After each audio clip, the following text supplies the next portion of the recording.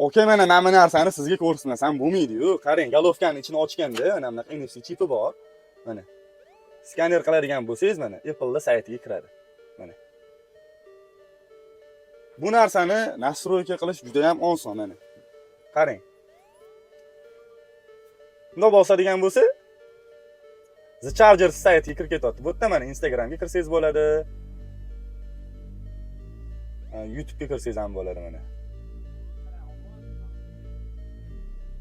Original galovkalarning ichida bunaqa NFC chip bo'lmaydi. Xitoyga borib, kopiya zaryadka zakaz qiladigan bo'lsangiz, $1 evaziga mana shunaqa NFC chipini nastroyka qilib qo'ysa bo'ladi. Mana men o'zim ham Apple saytiga kiradigan qilib nastroyka qilib qo'ydim.